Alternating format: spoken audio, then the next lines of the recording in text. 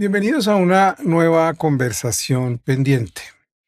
La música es una conversación, la música es comunicación y la música dice lo que uno pretende decir, o por lo menos así lo piensa nuestro invitado de hoy.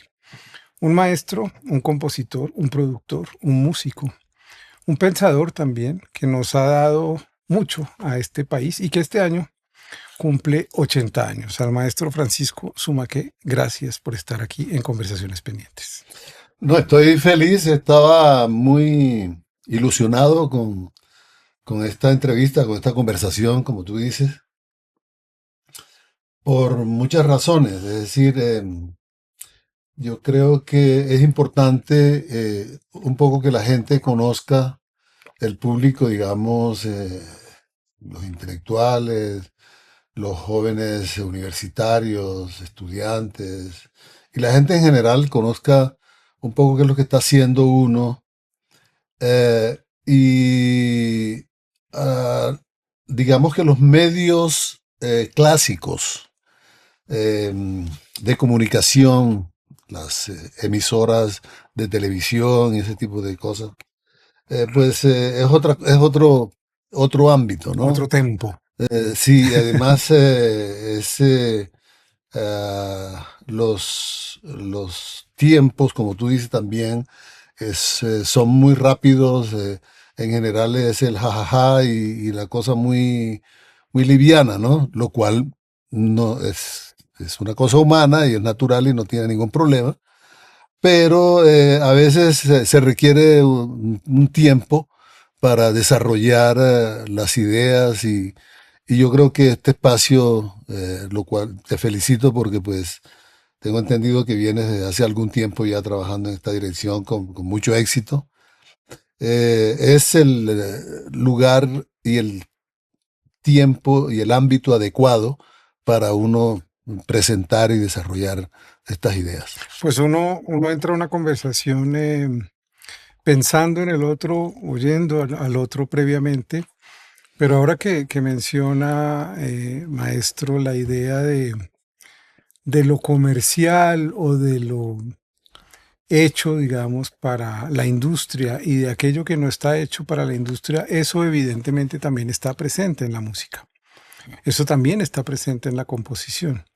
Usted ha dicho varias veces que usted piensa a quién se va a dirigir antes de escribir, antes de sentarse a componer, que para usted eso es fundamental, es decir, usted no solo se escucha a sí mismo, sino que imagina a quién se dirige lo que usted quiere hacer. Eso que tú has dicho ahí es muy importante para mí, en el sentido en que, lo mencionaste al principio, para mí la música es indudablemente un elemento de comunicación. Es un arte, desde luego, es un elemento también de entretenimiento, muchas cosas, pero es un elemento fundamental y esencial de comunicación. Entonces, una de las cosas que me interesan cada vez que voy a componer, sea que voy a componer con un objetivo, o que siempre lo hay, es quién es o quiénes son mis receptores, ¿no? ¿No? Hay un emisor y un receptor. Yo soy el emisor, entonces tengo que saber a quién va dirigido, ¿no? Esto, por ejemplo, pues yo hago música contemporánea, hago música electrónica, electroacústica, hice música, pues, muy avant-garde, pero yo entiendo que si, por ejemplo, eh, por decir algo, el Reinado Nacional de Belleza requiere una pieza, no voy a hacer una música electroacústica o electrónica de tipo erudito, o voy a hacer una pieza sinfónica con elementos seriales, dodecafónicos o polimodales, politonales, en fin, sino que hago una pieza sencilla que las chicas, la las señoritas que van a participar puedan inclusive cantar.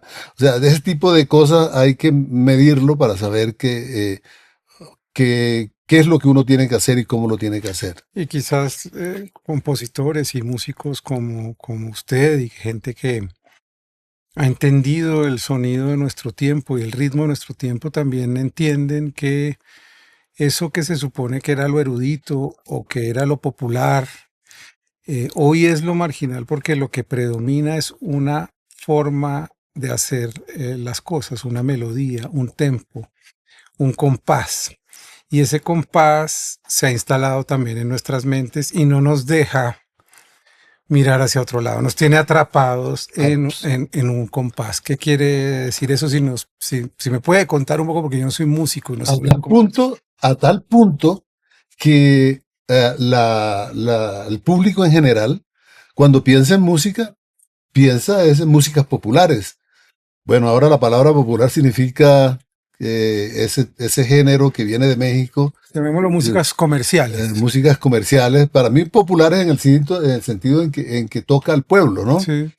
Eh, eh, y no piensan, o sea, la otra parte, la música erudita, la música elaborada, la música em, que implica ya un conocimiento y un virtuosismo, tanto instrumental como de lenguaje, ya está absolutamente, pues, prácticamente, pues, Pero excluido. implica, insisto en la pregunta, a ver si puedo yo acudir al pedagogo que alguna vez dio clases en la Universidad Nacional, y es ¿qué es lo que rompen esas otras músicas que no está presente en lo más comercial? Es decir, un compás que se repite en nuestra vida y que cuando oímos una melodía, eso lo asumimos rápidamente, pero si está hecho de otra forma, si tiene otro compás, si tiene una lógica distinta, y perdónenme, primero a mi hermano, que es un estupendo músico, estoy hablando como un lego, pero yo soy eso, soy alguien que pregunta porque no sabe.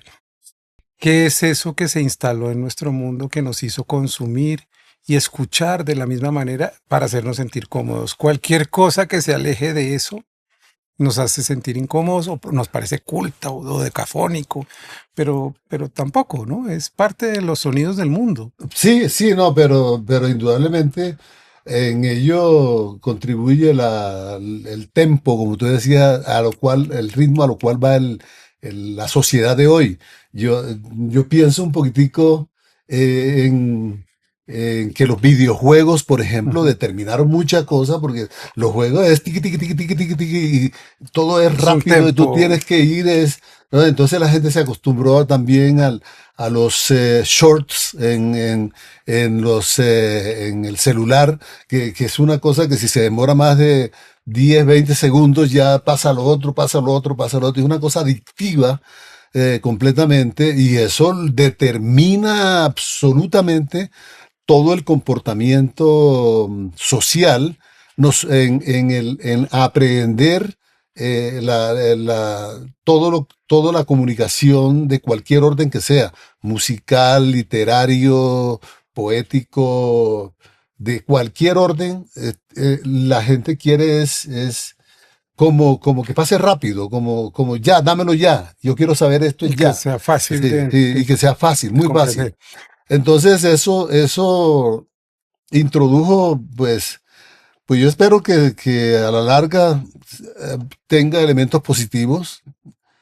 Por el momento lo dudo, veo todo muy negativo en cierta medida, porque la gente se está acostumbrando a no pensar, se está acostumbrando al no esfuerzo, y es el esfuerzo lo que nos hace andar, es el esfuerzo lo que nos hace avanzar como sociedad y como individuos. Y si tú todo es fácil, todo lo quieres fácil, terminas como un ente que no piensa, que no sabes, que no quieres. Por ejemplo, lo que estamos hablando acerca, por ejemplo, de las direcciones, que ya la gente no quiere, no piensa para llegar a un lugar, sino que pone el Waze o pone algún elemento Y electrónico si del no la computador. encuentra, no puede pensar. Entonces ya se azaran, ¿no? Y, por ejemplo, una cosa tan fácil, si la dirección dice calle tal, quiere decir que es en la calle. Número tal con tal. Entonces quiere decir que es a 20 metros de la calle de la carrera 73 o de la calle 73. Eso es tan sencillo. Si dice carrera como primero, quiere decir que es sobre la carrera. Pero entonces la gente, a nosotros nos pasa con los taxis, que ponemos la dirección y el taxi se va a la calle, siendo que nosotros estamos sobre la carrera. Y estaba bien escrito ahí en eso. pero no somos capaces, o más bien estamos dejándonos vencer y vencer nuestra propia memoria, que es lo que es característico en su vida. Su vida tiene una enorme biblioteca de sonidos y por eso a veces la gente no ha comprendido que usted es capaz de acudir a muchos de esos sonidos y esas vidas que ha vivido y esas experiencias que ha acumulado para transitar por diversos caminos. El maestro nació en Cereté en 1946, es decir, hace 80 años. Y usted dice que cuando su padre lo llevó a vivir a Montería, muy niño, su familia se fue a Montería, esa casa o ese lugar, que era un lugar grande, se llenó de instrumentos. Y es un niño que crece con instrumentos. Y eso yo creo que tiene que definir cosas muy importantes. Poder tocar, poder acceder a esos sonidos de una manera viva. ¿Qué es ese patio de la infancia para usted?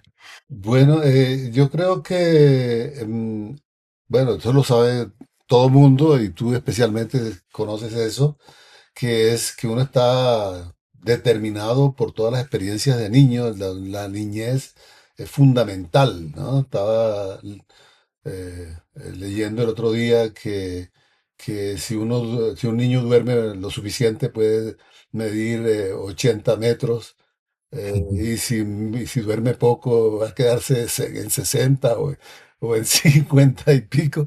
O sea que hay muchas cosas que determinan la alimentación que comes. Todo eso determina si tú vas a ser alto, no solamente la genética de que tu abuelo o tu papá fue alto, pero en mí toda la suerte pues de haber nacido en una casa de músicos, rodeado de músicos, de tambores, de instrumentos musicales, trompetas, saxofones, guitarras, de mi padre que era tan inquieto que no solamente era director de la banda departamental, sino que tenía su propia orquesta. Y no solamente tenía su propia orquesta, sino que tenía su propio trío También, ¿no? de música, de Boleros, sí. boleros, los panchos, los tres haces, los tres diamantes, toda la música mexicana, Había que tener cubana, repertorio para puertorriqueña. mucha gente. Y además la casa del viejo Pacho, de Papacho, como le decía yo, pues estaba llena de músicos, ¿no? De la región.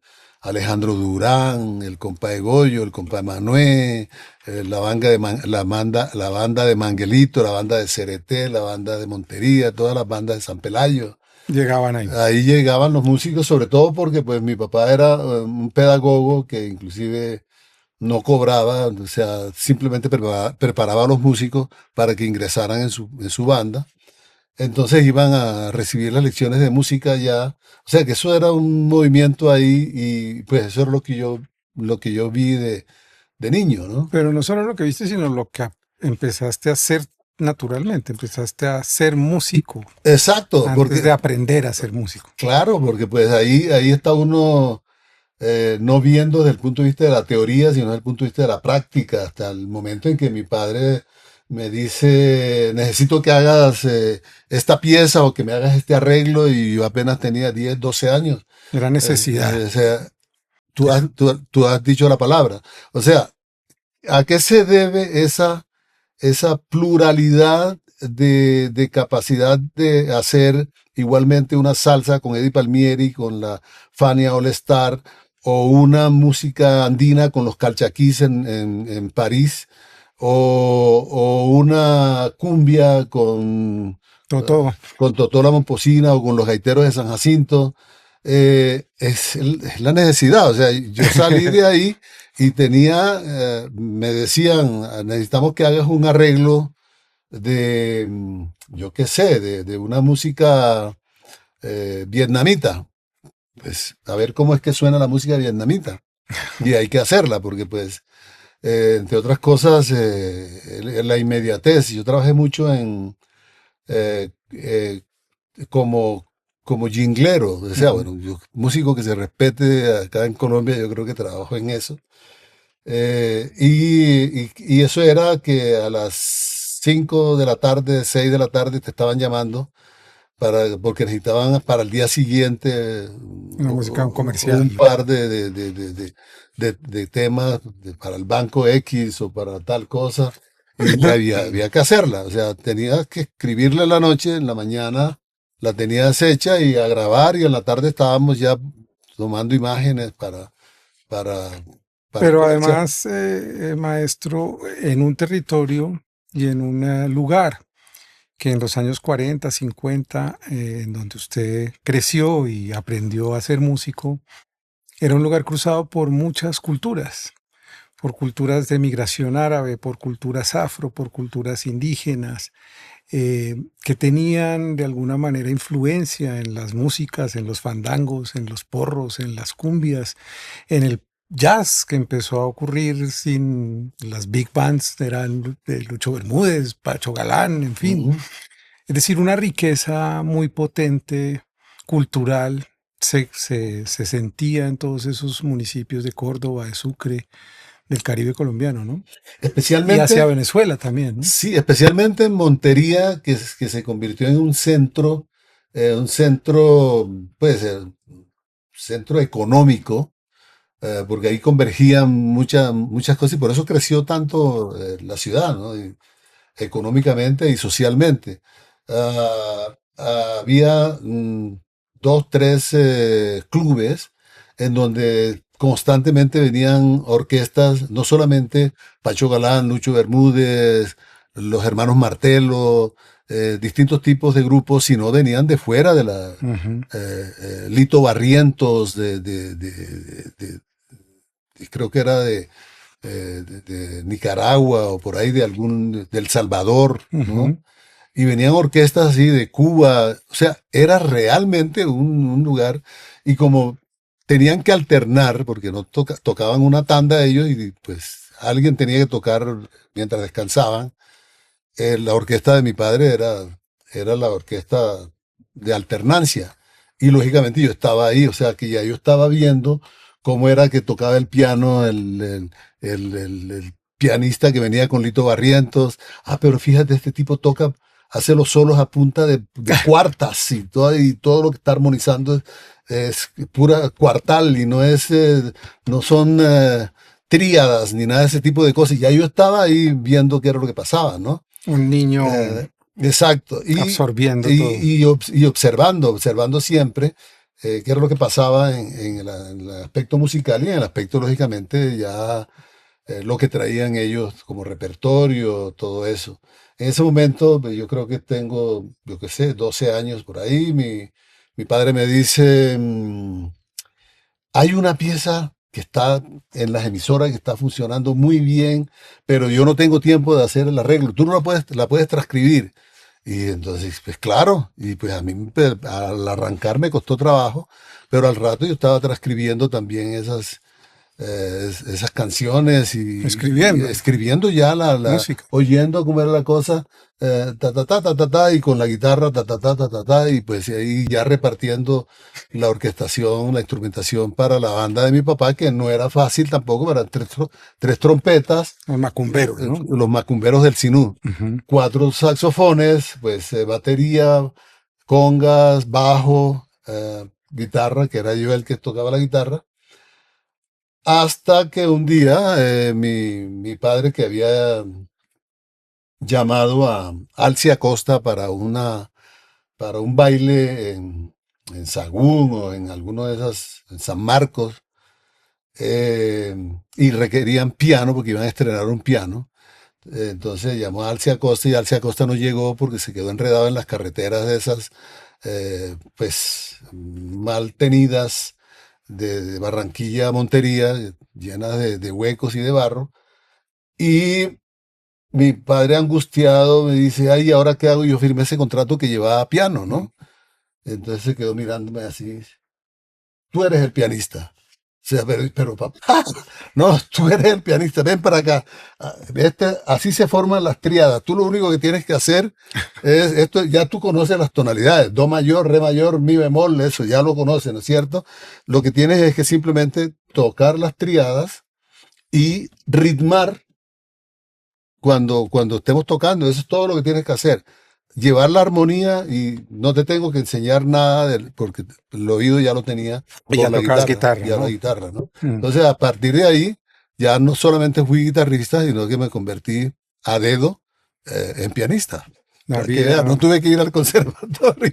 la vida te llevó ya por el río que te iba a llevar a Cartagena y a Medellín. En Medellín ocurre una cosa y es que empieza a formarse una industria, obviamente ya se estaba formando desde los 20 con Discos Fuentes y todo lo que estaba ocurriendo ahí, Sonolux. Pero en los 60 cuando tú llegas hay una explosión muy grande de la música tropical colombiana de la que tú eres testigo. Y es una música que va a permanecer hasta hoy. Al final es una música que dentro de todas nuestras violencias, contradicciones, clasismos, arribismos, racismos, en todo caso, todos llevamos dentro. Todo el país de cualquier clase social lleva la música, perdón, popular colombiana, la cumbia, los porros, el chucuchucu, la salsa, todo eso que empieza a ocurrir en los 60 y de lo cual tú eres protagonista. ¿Cómo era ese diálogo en una ciudad paradójica? Porque es Medellín, porque es gente de la montaña, con un montón de gente caribe. Bueno, había llegado Toño Fuentes y mucha gente, pero con un montón de gente caribe llegando a hacer la música que se iba a poner en todo el país. Bueno, Medellín fue en ese momento, ahora no tanto, aunque sigue siendo muy fuerte, pero fue el centro, probablemente el centro de producción musical, podríamos decir, de América del Sur y uno de los más importantes de toda la América Latina, Medellín. Porque pues, hay que tener en cuenta México por un lado y Argentina por otro lado, que eran productores muy fuertes también en ese momento, Argentina con su tango, México con y desde luego Brasil, ¿no?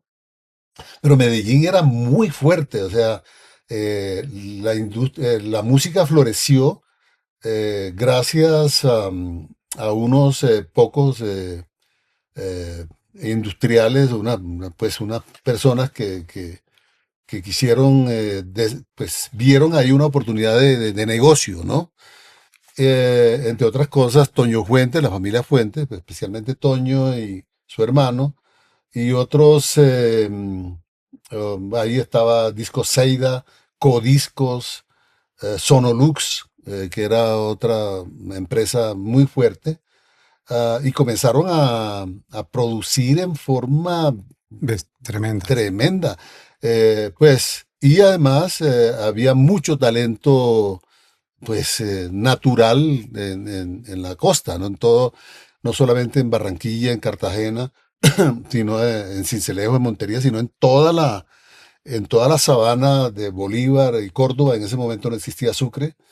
Y pues fue ¿Y cómo era esa conversación en Medellín? Uno conocía a un músico, traigan a ese de no sé qué, yo conozco un buen... Es decir, ustedes mismos empezaron a traer sí, la gente entre sí. lo que pasaba también es que Medellín además era un centro cultural, un centro universitario, un centro de formación eh, La de Antioquia. clásica, ¿no? Ujú. Con la Universidad de Antioquia, bueno, con el conservatorio que ya estaba, el conservatorio de la Universidad de Antioquia, y pues se decía en ese momento que costeño o sabanero que se respetara tenía que pasar por Medellín a estudiar en una de esas Universidades. universidades, pues simplemente porque no existían en las ciudades, en Sincelejo, Montería, no existían universidades. Y lógicamente existía la Universidad de Cartagena, pero para algunos estaba bastante lejos.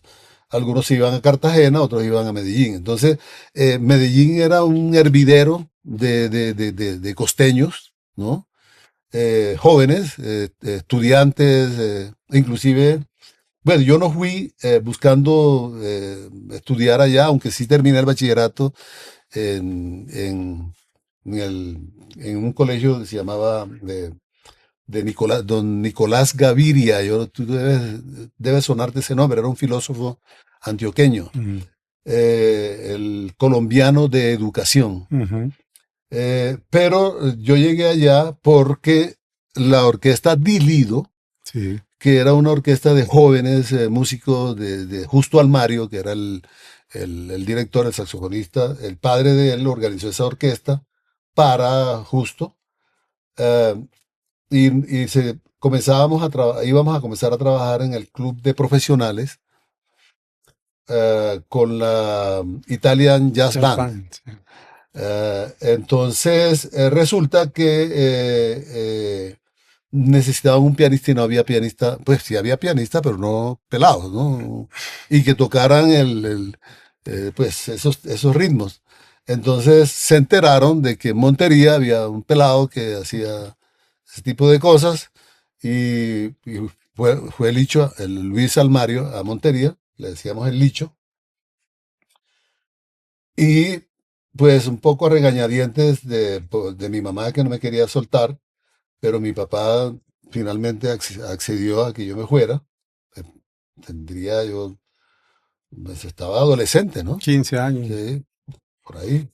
Y me fui a tocar ahí, y es así como yo llego a Medellín. Y en Medellín ya veo que están los corraleros de Majagual.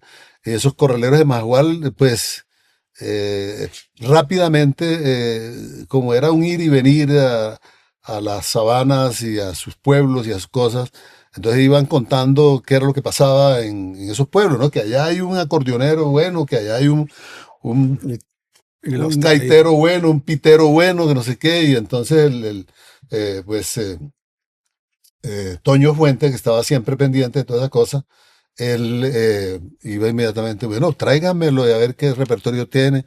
En algunas ocasiones, antes de ese periodo, ya Toño Fuentes estaba enterado de toda la riqueza musical que había en la sabana, porque su hermano, con una Nagra, una de esas Una grabadora. grabadora chiquita, pero muy profesional, se paseaba por todo, por todos los pueblos, pueblo por pueblo, y cuanto grupo tenía, en una choza, en una casa de palma, colgaba unos micrófonos y toquen ahí, y iba grabando todas esas cosas. Hay mucha música que salió así. O sea, realmente pues ellos lograron, digamos, crear una industria un poco por la, ¿cómo podríamos decir? Por la situación de los músicos que no conocían muy bien cuáles eran sus derechos ni qué pedir, sino que estaban muy contentos de que ya saliera Su su disco, disco, su canción, que que es fuera a lo que publicada. quería ir. No sé si es que tú te das cuenta o algo en tu interior te hace darte cuenta y es, obviamente, dentro de esa producción, empezamos hablando de lo comercial, empieza a haber un negocio, el negocio de los discos, de la distribución de esos discos, y muchos de esos derechos son absorbidos por las Mm, productores de música, es decir, al compositor o al arreglista o al músico no se le dan sus derechos, se le promete es que lo van a grabar y que eso es suficiente premio y eso va a ser una injusticia histórica en el país con muchos maestros y músicos que absolutamente. hoy no tienen ningún tipo de reconocimiento económico por eso que crearon. Tú decides algo, o no sé cómo ocurre en tu vida, y es ante la promesa de un mundo que seguramente era un mundo de giras, de fiesta, de noche, para un joven eso es, tú decides venirte a la Universidad Nacional a estudiar en un conservatorio. ¿Por qué tomas esa decisión tan paradójica de ser un músico del Caribe que estaba, ya estabas en contacto con la noche, con los clubes sociales, con la gente, con otros músicos más grandes, con la promesa de viajar? ¿qué es lo que te hace venir a trabajar, a estudiar en el Conservatorio de la Universidad Nacional y a conocer a Olaf Roths, que creo que va a ser alguien definitivo también para tu vida? Exacto. Pues fíjate que no fue sin problema, porque como tú bien sabes, todas las familias, aunque fueran humildes, eh, no querían que sus hijos fueran músicos. Claro. O sea, que músico significa mujeriego, parrandero, Y nómada, sí, porque andaba por todo el mundo. y, y no sin razón. O sea, Mm. ese no era ningún mito. O sea, eso es verdad. O ha sido, o fue verdad, o ha sido verdad. Eh, entonces, pues mis padres y mi familia cercana, mis tíos, mis tías, querían que yo fuera ingeniero, que yo fuera a otra cosa, pero que no fuera músico.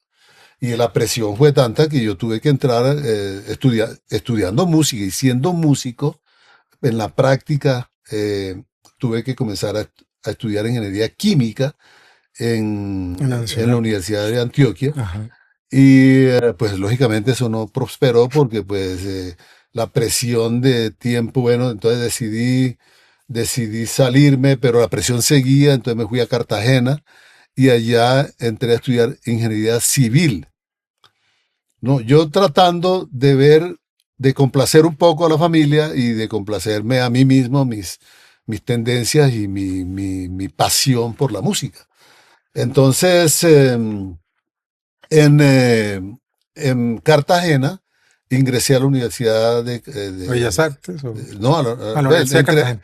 entré a Bellas Artes Ujú, también, a estudiar con Adolfo Mejía, todo eso iba paralelo, ujú. pero no solamente tenía la obligación de la Universidad de Cartagena de levantarme a las 7 de la mañana y estar ahí haciendo planchas y tirando reglas y todas esas cosas en la mañana, sino que también tenía la obligación con Bellas Artes, con el maestro Adolfo Mejía, el gran compositor de Cincé, y además, pues como yo mismo tenía que pagarme mis propios estudios, eh, en la noche trabajaba en un grill que se llamaba en ese momento una especie como de Sí, bar, sí. discoteca, de bar, ¿no? Nocturno, hasta las 2 de la mañana. Pero En entonces, Cartagena, en la en Ciudad Cartagena, Vieja. sí, sí, en el Parque Centenario, en la esquina Mm. del Parque Centenario, ahí hay un hotel. Y abajo había un barcito, una cosa, y ahí tocaba yo Con Sofronino, creo. con mi trío, ¿no? Ujú. Y, y pues hasta que llegó un momento que lógicamente tenía que reventar, porque no podía soportar acostarme a las 3 de la mañana, levantarme a las 6 de la mañana para estar a las 7 en la universidad, luego ir a... O sea, y muchas veces tenía que irme... eh, yo vivía en el barrio Daniel Lemetre y tenía que irme trotando por el mar, por la playa, desde el centro de la ciudad hasta Daniel Lemetre, eh, este, por razones económicas, Ujú. ¿no? Y en un momento dado, esto ya no va más, o sea, ya no va más. Y entonces ahí decido que definitivamente es la música. Cuando decido que definitivamente es la música, es que ya vengo a Bogotá, es eso que tú estabas señalando, a estudiar en el Conservatorio Nacional de Música, que en ese momento era simplemente el Conservatorio de Música que quedaba en el Parque Nacional, en una de esas casonas Ujú. bellas, inglesas, Del barrio La Merced, sí. exacto, maravillosa. Y ahí comencé a estudiar el piano, a comenzar con el... qué significó para un hombre caribe que ya tenía una profundidad? Porque lo que hemos hablado aquí son 20 años de una vida en donde ha ocurrido, no solo ocurrió una experiencia de las acciones, sino una interioridad nutrida con una cantidad de sonidos, de músicas. No hablamos de Count Basie, de cuando mencionas que piensas que la orquesta de tu padre puede subir los vientos para que suene más. Es decir, tú tenías ya una gran cultura y ahora adquieres la cultura de la música fundamentalmente centroeuropea en gracia a discusión, digamos, la música de sala de conciertos, la música de los grandes compositores, Mozart, Bach, en fin. Eh, ¿Qué es lo que tú empiezas a pensar entonces que tienes que decir? Que es por donde comenzamos esta... Porque antes te habías dedicado a interpretar, Mm, a colaborar, a atender necesidades, a interpretar a otros. Seguramente ahí empiezas a pensar, bueno, y después de todo esto que yo he oído, he viajado, porque el sonido lo hace viajar a uno, ¿qué es lo que tú empiezas a sentir a finales de los 60? ¿Qué quieres decir? ¿Qué quieres decir como músico, como compositor?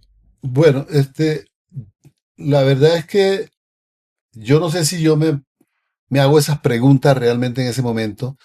Es la complejización, si se puede decir, ¿no? De la escritura que me lleva a que de las músicas más sencillas, yo comienzo como, bueno, digamos, este porro, esta cumbia suena así, pero ¿qué tal si Ujú.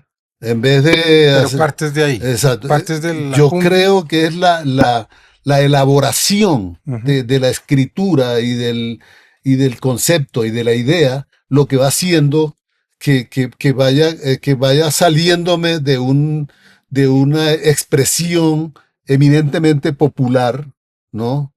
Y voy llegando a un espacio en donde ya, pues, ya requiere de parte de los músicos una capacidad de interpretación distinta y de parte del oyente también, porque ya comienza a, hay reelaboraciones de los materiales básicos y originales.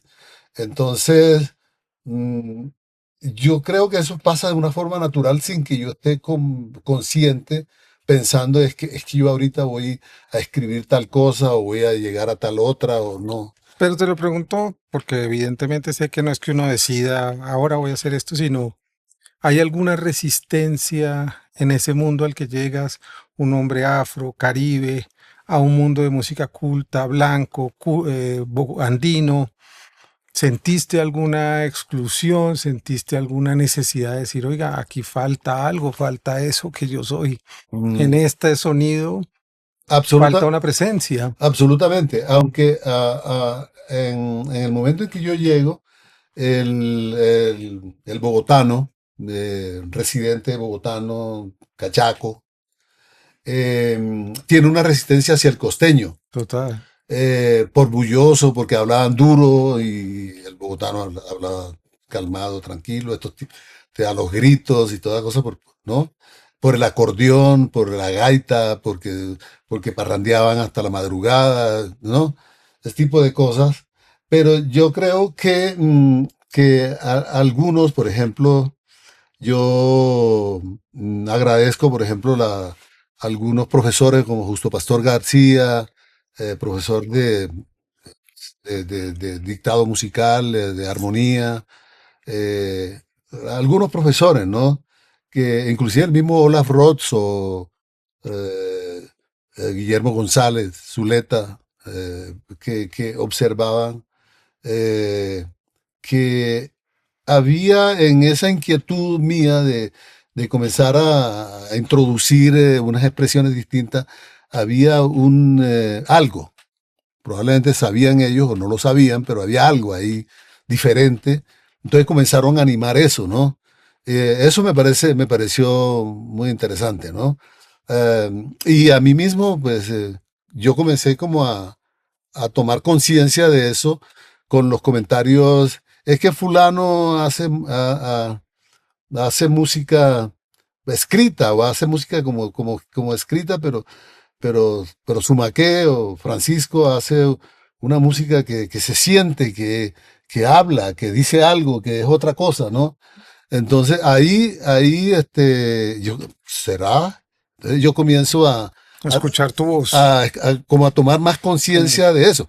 No era que no, pero fíjate que la sociedad es tan, en cierta medida, no me refiero a Bogotá ni me refiero a Colombia, sino en general en el planeta, tan excluyente en algunos casos que tuve, hubo, tuve que ir hasta París, y eso lo vamos a hablar, me imagino, en tus preguntas las tendrás más adelante, a conocer a Nadia Boulanger, para que ella me reafirmara sobre algo que ya yo era cuando era niño, que era toda la esencia de la cumbia, del porro, del berejú, del currulao, también de este otro lado del Pacífico, de todos esos elementos que tiene Colombia.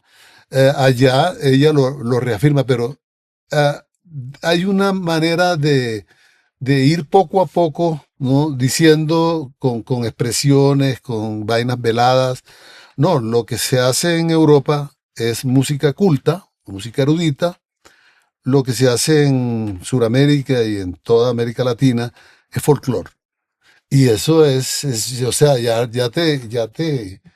¿no? Excluye, Ya sí. te excluye, te mira de arriba para abajo, ¿no? Es decir, las orquestas sinfónicas, y eso permanece aún Hoy. por ejemplo, en los programadores de las orquestas sinfónicas nuestras, permanece que siempre hay un privilegio absoluto y en la mentalidad de los músicos también. Privilegio absoluto de las músicas europeas, lo cual no está mal, porque pues esas orquestas nacieron así y ese repertorio hay que tocarlo, y esa es la cultura universal, pero me parece que las orquestas sinfónicas deberían estar al servicio de una narrativa y de una expresión De nacional, una búsqueda. de la búsqueda de eso, sobre todo cuando no se ha encontrado completamente todavía, Mm. ¿no es cierto? Sino una creación de nación que es que no es que nos excluyamos del mundo, sino que para nosotros necesitamos ofrecerle al mundo nuestra visión Mm. propia de lo que nosotros somos. Entonces, ¿cómo lo vamos a mostrar si los programadores y los administradores de la cultura y de las orquestas sinfónicas y filarmónicas del país no, no hacen el trabajo? O sea, O los ministros y las ministras. pues, También hay que hacer el trabajo, sí, que es es el decir, trabajo que tú nos has señalado. Y yo creo que yo me voy a saltar la cronología, porque creo que entras a donde quería llegar y lo agradezco. Es que tú entiendes después de todos tus periplos y de todo lo que haces y has hablado mucho en todas tus entrevistas de Nadia Boulanger, de Nueva York, pero tú entras a pensar realmente cómo suena esto, qué es esto, y te preguntas por el Amazonas y te preguntas por el ocaso en el Sinú, y empiezas a sentir, y creo que esa reivindicación me parece mucho más interesante que lo cronológico en tu caso, porque creo que lo que has encarnado para muchos de nosotros es esa posibilidad, esa es la música nuestra, todo eso, esa es la música nuestra. ¿Qué, qué sientes cuando ya el tiempo ha pasado, recorriste ese camino y llevaste todas esas músicas adentro? ¿Qué sientes hoy sobre ese proyecto de posibilidad de a qué sonamos como nación, a qué nos parecemos o qué somos? O definitivamente lo que somos es eso que tú demuestras, es que somos interculturales, somos andinos, somos de los ríos, somos de los valles, somos de las selvas, y todo eso tiene que sonar, ¿no? absolutamente, Juan David. Y mira bien esto. Yo creo que México, Brasil, Cuba, eventualmente, y puede ser que Argentina hasta cierto punto, han hecho su camino, han hecho su trabajo. Nosotros vamos rezagados en ese sentido.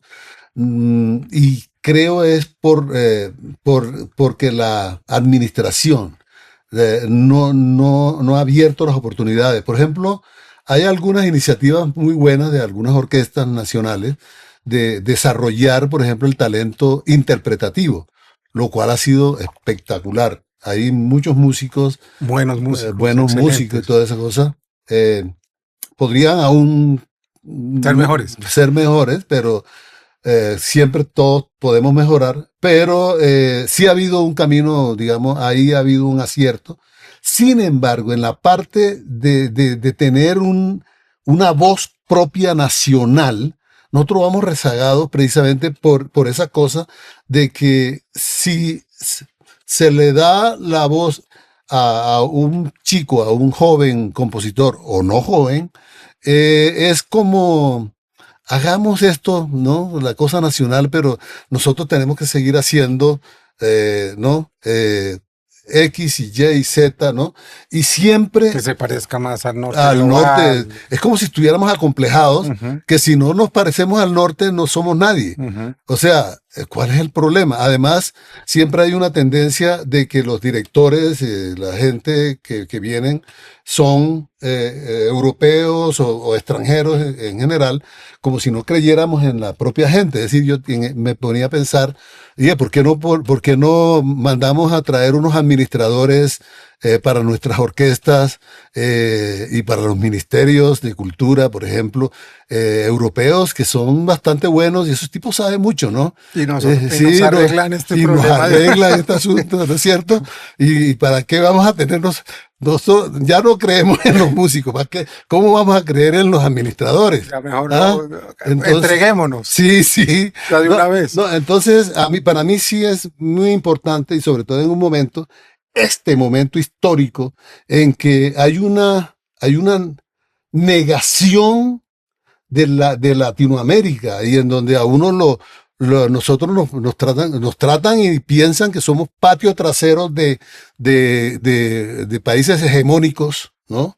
Entonces, nosotros en este momento tenemos que recordarnos a nosotros mismos y recordarles al mundo que nosotros tenemos culturas milenarias importantísimas, ¿no? Que son muy fuertes y que nuestra expresión, que es una expresión mestiza, por ejemplo aquí que la tenemos en Colombia, es una expresión muy fuerte, que mucho carácter, que ya quisieran los europeos y algunos otros del norte poder hacerla, ¿no? Tienen que aprender porque eso son polimetrías y polifonías y polirritmias complejas que nosotros heredamos de África, pero que mezclamos también con nuestras expresiones indígenas y con las europeas, desde luego, ¿no? Es decir, que nadie está negando eso. Pero esa especie de mestizaje ha formado una expresión tan bella, tan fuerte, y nosotros la miramos como de reojo. Y eso no pasa solamente en la música, eso pasa también en la literatura. Pues, ¿hasta en qué momento realmente Europa acepta, digamos, al boom de los escritores latinoamericanos, sino después de que realmente ese boom se vuelve tan universal que ya no hay manera de contenerlo y entonces hay que reconocer, sí, que fulano es un gran escritor y que sultano es otro gran escritor, pero antes de eso no, nosotros escribimos la literatura, ustedes escriben como cuentos o escriben cuenticos allá, ¿no? Allá. Y poesía. Pero también por una razón que tiene que ver con la música, según lo pienso yo, tú que trabajaste con García Márquez y con Asturias. Y es que lo que empezamos a entender o lo que nos ayuda a entender escritores como García Márquez es que sobre todo la literatura es música, la literatura no es solamente contar cosas con palabras, es que si no suena no sirve, si no suena dentro de ti, si no resuena, y creo que eso es definitivo. Hay un diálogo que él, como tú, tienen con el mundo, es decir, no me puedo quedar encerrado enunciando lo de mi aldea, lo de mis pueblos, lo de mi vida, que es lo esencial, sin entender que lo tengo que poner en diálogo con el mundo. Y hay varios momentos en tu vida, pero voy a mencionar el primero, y es la irrupción de Macumbia como, según dicen algunos, el primer jazz colombiano. Eso no me importa tanto las categorías, pero en Macumbia hay algo que tú dialogas con el mundo, traes al mundo a la cumbia. ¿Qué es la cumbia? No hemos, a veces no hablamos así, creemos que sabemos qué es la cumbia y a veces creo que nos tenemos que volver a contar la historia de qué es la cumbia y por qué tú a la cumbia le pones Macumbia. Sí, la cumbia es un momento mágico de nuestra historia, es un momento específico, un diamante al cual llegamos en nuestro mestizaje musical y cultural. Ahí confluye la parte africana, la parte indígena, la parte europea, y en un momento dado, ¡guau!, aparece eso, es el baile, la danza, esa cosa tan bella, ese cantar, esa esencia, ¿no? Eso, eso ocurre a través de la vida, a mi juicio, en momentos específicos del desarrollo de una sociedad. En un momento aparece el tango, en un momento aparece, en este momento, la cumbia o el porro, ¿no? Ujú. El porro es la confluencia de unos cantos indígenas, entonces el otro le metió un poquito del ritmo y esta cosa, y de pronto llegaron unos instrumentos que se perdieron en un barco y llegaron a Cartagena o a Barranquilla o a algún lado, y entonces alguien lo toma y entonces como en su espíritu lo que tocaba antes era con pitos. Entonces comienza, ¿qué tal si yo, pues, lo que tiene que tocar es la esencia de él mismo, lo que está dentro de su espíritu? ¿Qué es lo que está dentro de su espíritu? Pues ya ese mestizaje de esos, de esas melodías y esas cosas. Yo no leo los cantos de boga, los cantos de vaquería, toda esa cuestión, y entonces comienza a repetirlo, a imitarlo, a sonarlo con el clarinete, con la trompeta, con toda esa cosa, y ahí comienza a consolidarse llega un momento, ¡pum!, y se crea el porro, o se crea lo que sea. Entonces, tú me estás preguntando por la cumbia, y es así, lo que yo creo que es eso, ¿no? Que es un momento absolutamente mágico de nuestra cultura y que en cierta medida es un símbolo, es un símbolo. Hay otros Que no hemos reivindicado lo suficiente, lo me parece. suficiente. Entonces, eh, a, a mí me pareció en un momento dado que, bueno, constantemente venía diciendo en entrevistas ya en mis 20 y en mis 30, de que nosotros teníamos que salir al mundo, pero que para salir al mundo necesitábamos meternos en la corriente principal, o sea, en mainstream, Ujú. ¿no? Que era salirnos, pues las gaitas y los tambores, todo eso muy bonito, pero teníamos que buscar la manera, porque el europeo y la gente de otras latitudes te miran como un elemento interesante, exótico. Son condescendientes. Sí, no, qué cosa tan exótica, ¿no? Qué bien lo que hacen los indígenas, ¿no? Pero nos siguen pensando en que no entramos. Eso ya, no, ya los brasileros ya lo habían hecho con la samba Ujú. y con todas sus expresiones. Ya habían La bossa nova. la bossa nova y todo, le habían puesto pianos y guitarras y hasta sintetizadores. Los primeros sintetizadores ya comenzaban a usarlos ahí en eso. Y pues ese era el camino. O sea, estaba clarito, lo único que teníamos era que modelar lo que otros habían hecho bien, los amigos brasileños, los amigos mexicanos y cubanos, y buscar la manera de salir al mundo, ¿no? Pero si nos quedábamos aquí, ya de hecho estar en América Latina, en un país como Colombia, o como nuestros países, es estar como en pues estar absolutamente Sí, los que salen incomunicado. son otros, no la Incomunicado, gente, claro, los que se ¿no? iban eran O sea, otros. exacto, ¿no? Y además, ah, la validación para la sociedad nuestra, infortunadamente, tiene que venir de afuera. Ujú. O sea, ¿por qué uno como compositor, como poeta, como escritor, Toca buscar. tiene que hacer que lo validen los demás? ¿Por qué eso? Yo creo que la obra misma tiene que validarse a sí misma por su fuerza, por su carácter, por su belleza. No, yo tengo que estar validado de que los demás digan que yo soy bueno. Sobre todo los europeos, y los del norte, mejor dicho, ¿no? Y eso ¿qué es? ¿Eso qué es? Validémonos nosotros mismos, pero nosotros mismos no nos validamos, ni nos atrevemos a validar al otro. No sé, Mm, de no acuerdo. sé por qué, pero es como una cosa como que miramos, sí, entonces ahí está trabajando, Pero pero, nunca es sí, suficiente, ¿no? no, ¿por qué no te Mm, valido yo, mm. no?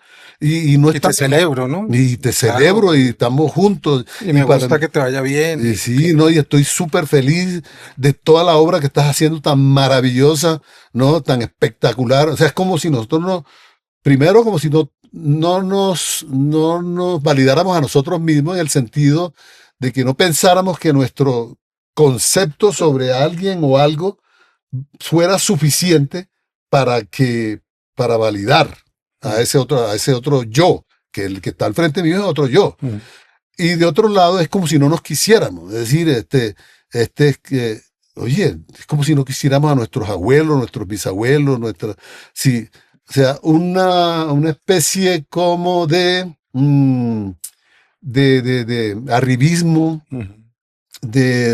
no es que yo soy de los Eches, de las familias X y Y que vinieron de España y de Europa y de no sé qué cosa. Y entonces todo eso es lo que vale y yo al resto de negritos y de indiecitos los miro de arriba para abajo. ¿Cuál es el problema? O sea, es ese el problema del ser humano en general, que es lo que está pasando en este momento en el planeta, ¿no? O sea, y por eso en este momento, mi querido Juan David, es que eso es lo que me hace que me levante dando un salto de la cama y ver a ver cómo veo para hacer más y mejor cada día para poder validarme a mí mismo y mostrarle, dejar al mundo todas las cosas que tenemos que dejarle, ¿no? Que es mucho, que es muchísimo. Pues nos has dejado muchísimo. La pregunta obligada y por la que te citan en todas partes y que yo dejé para el final porque para mí es importante entender lo que es capaz de producir un músico, una frase que se ocurre, que se te ocurrió en silencio para toda una sociedad y para una sociedad también, como lo has dicho tú, de gentes trabajadoras de a pie que montan en bus y que en el año 85 por primera vez escucharon sí, sí Colombia, sí, sí Caribe. Y creo que cuando pensamos en esa frase, así algunos sean intelectuales y digan, no, eso es el corazón de la gente. Ve volver a correr a esos muchachos en los estadios y vuelve a sentir ese Caribe que realmente somos, así como también somos Pacífico y así como también somos Amazonas. Eso fue tocar una fibra muy profunda y creo que es un regalo que nos hiciste, pero también creo que es un regalo para ti mismo haber podido. No todo el mundo crea un himno y menos un himno popular que sirve para celebrar los goles. Pues yo creo que en realidad, digamos, los goles sí, pero eso celebra mucho, va en mi espíritu, pues por lo menos va mucho más allá de los goles, porque eso nació antes inclusive antes del Festival de Música de Cartagena, del Festival de Música del Caribe en Sí, Cartagena, que era, cuando yo viajaba, veía que a nosotros los colombianos, apenas mostraban el pasaporte verde, enseguida para el cuartico. Afortunadamente a mí no me pasó, no sé por qué, probablemente por la música, por lo que era músico, pero todo para el cuartico. Y pues, había cualquier clase de vejaciones y cualquier cosa.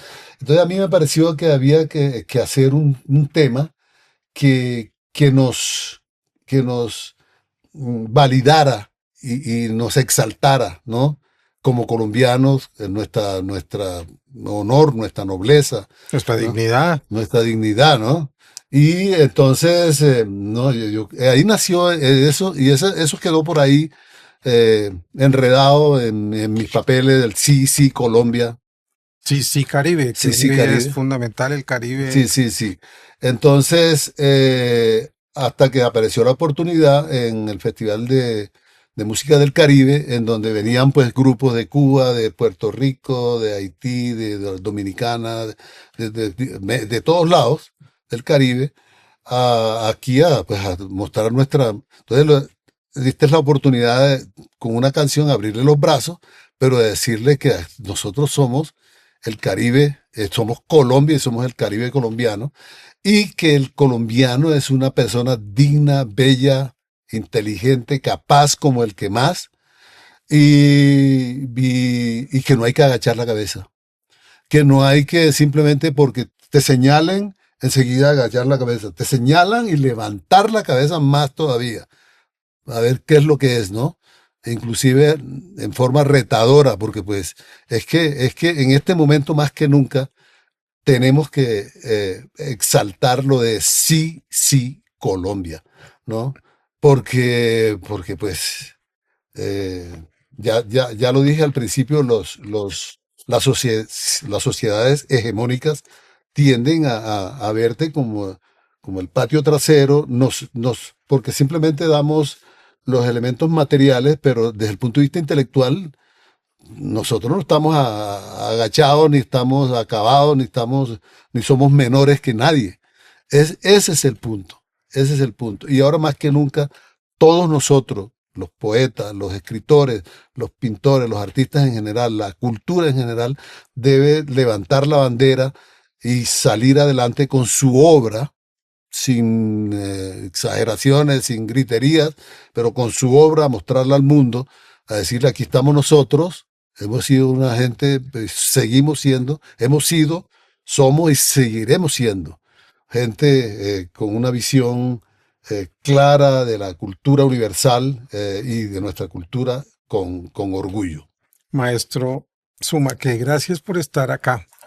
Voy a terminar como quería terminar, porque lo pensé durante todo el fin de semana, con un verso de Raúl Gómez Hatín, Mi primo, primo del maestro Francisco Zumaque, poeta seretiano, que en un libro que se llama Amanecer en el Valle del Sinú, dice en uno de sus poemas: hoy te digo que creo en el pasado como punto de llegada. Y yo quiero que terminemos hablando o refiriéndose usted, maestro, a una obra que compuso no hace mucho tiempo que se llama El ocaso en el Sinú. ¿Qué es esa obra y cómo fue su relación con el mundo de la música de cámara o música de concierto o música clásica o como la quieran llamar? pues la verdad es que yo no sé si yo me permití traer el ocaso del Sinú y Acá está antes mío. exacto. Es este disco. Sí, Eh, aquí lo ponemos. la, ver- Búsquenlo. la verdad es que este disco nace de la iniciativa de un gran amigo muy querido, se llama Leonardo Federico Hoyos. Él, con él hicimos un concierto en la Universidad de los Andes y ese concierto se grabó. Y ese se grabó y quedó muy bien, bastante bien grabado y bastante bien tocado, interpretado. Y él se le quedó en la cabeza y bueno, ese disco se puede mostrar al público y que tenía su idea y continuaba hasta que entonces le hice caso y dije, vamos a unirnos y sacamos el disco. Leonardo Federico Hoyos toca el violín acá y otro gran amigo muy querido y un gran músico, compositor también y gran pianista, Mauricio Arias, ¿no? También interpretó el piano en ese concierto y este es el producto de esto. Ahora, esto es, de ese concierto nació porque normalmente la gente oye Francisco Sumaqué y lo amarra con Sí, sí, Colombia, eventualmente con Las Mujeres de mi Tierra, eventualmente con El Cuentero y con varios temas de músicas populares, pero no lo tiene bien claro con relación a otras músicas. Y esta es música de cámara, entonces la gente no conocía la música de cámara mía. Bueno, aquí no está toda la música de cámara mía, pero hay algunas.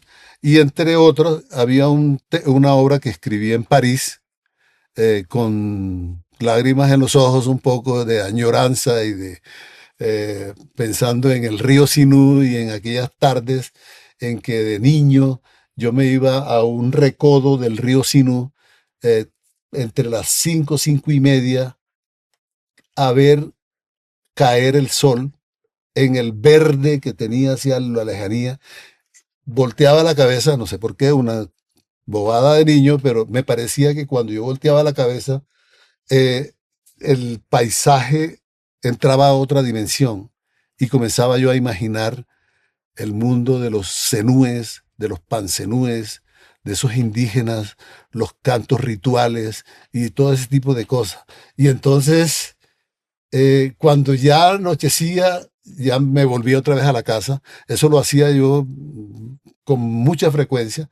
Entonces, allá en París me acordé yo de eso y dice, voy a hacer ocaso en el Sinú. Y la obra se estrenó en París con una violinista francesa y un pianista español.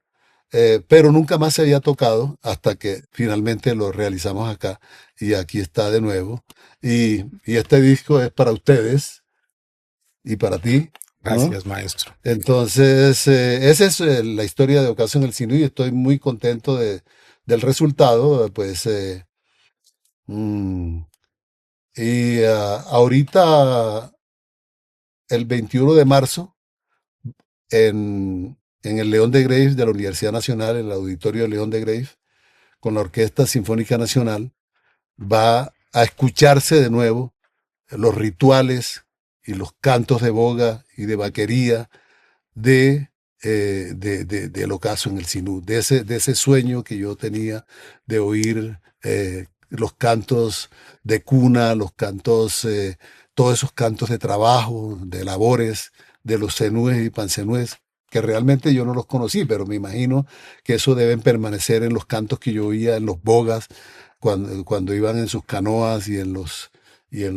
cantos de vaquería de todo el Sinú. O sea, ahí debe haber quedado algo y eso es lo que yo recojo en mi música. Maestro Sumaque, gracias por estar en Conversaciones Pendientes. Y a Eh, ustedes, gracias por otra conversación pendiente. Hoy, desde el ocaso en el Sinú y el próximo 21 de marzo, quienes estén en Bogotá, vayan a ver atardecer y a conmoverse con una cultura anfibia, con una cultura con la que nos solidarizamos hoy por la emergencia y la triste tragedia que está viviendo gracias a los inescrupulosos que siguen creyendo que las ciénagas se pueden tapar. Un abrazo y nos vemos en la próxima conversación pendiente.